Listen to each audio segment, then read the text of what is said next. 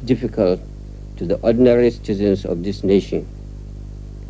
Chief Ernest Shonekan took over as head of state and commander-in-chief of the Nigerian Armed Forces at the most trying time in the history of our country. Politically, economically, and socially, there were lots of uncertainties.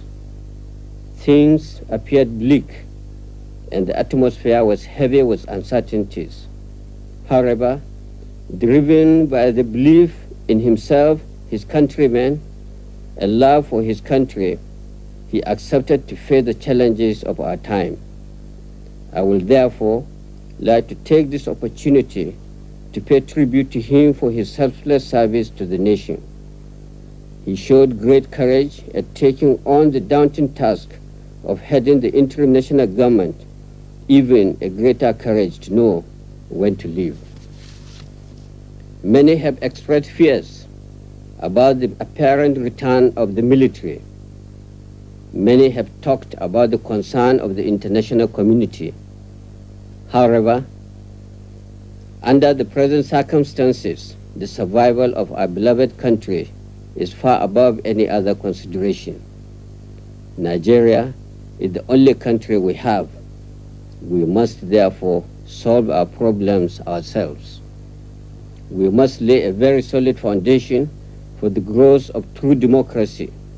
We should avoid any ad hoc or temporary solutions. The problems must be addressed firmly, objectively, decisively, and with all sincerity of purpose.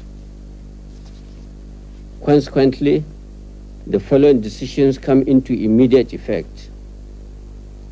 The interim national government is hereby dissolved.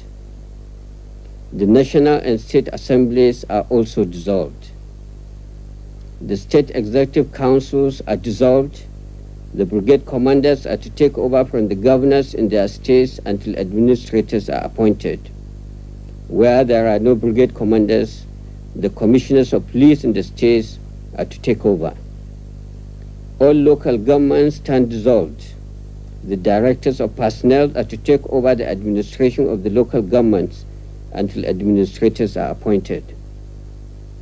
The National Electoral Commission is hereby dissolved.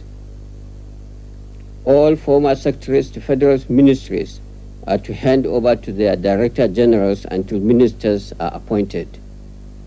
The two political parties are hereby dissolved. All processions, political meetings, and associations of any type in any part of the country are hereby banned. Any consultative committee, by whatever name called, is hereby proscribed. Decree 61 of 1993 is hereby abrogated. A provisional ruling council is hereby established. It will comprise the head of state, commander-in-chief of the armed forces of the Federal Republic of Nigeria as chairman, the chief of general staff as vice chairman, the honorable minister of defense, the chief of defense staff, service chiefs, the inspector general of police, the attorney general and minister of justice, the internal affairs minister, the foreign affairs minister, and the national security advisor. Legislative powers will reside in the council. States will be governed by civilian administrators to be appointed later. Also, a federal executive council will be put in place.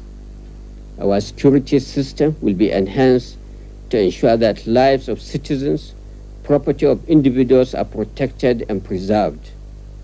Drugs trafficking and other economic crimes such as 419 must be tackled and eliminated.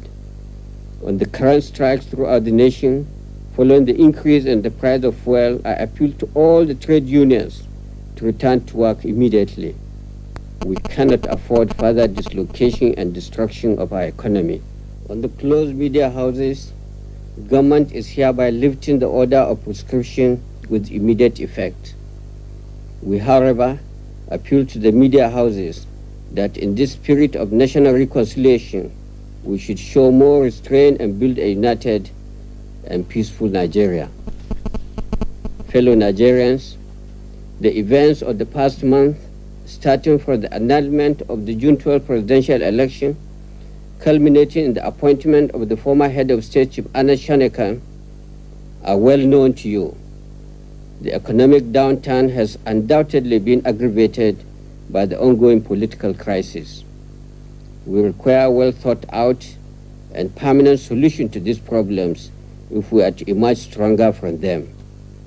Consequently, a constitutional conference with full constituent powers will be established soon to determine the future constitutional structure of Nigeria. The Constitutional Conference will also recommend the method of forming parties, which will lead to the ultimate recognition of political parties formed by the people. While the conference is on, the reorganization and reform of the following major institutions will be carried out: the military, the police, the customs, the judiciary, NITEL, NNPC, NEPA,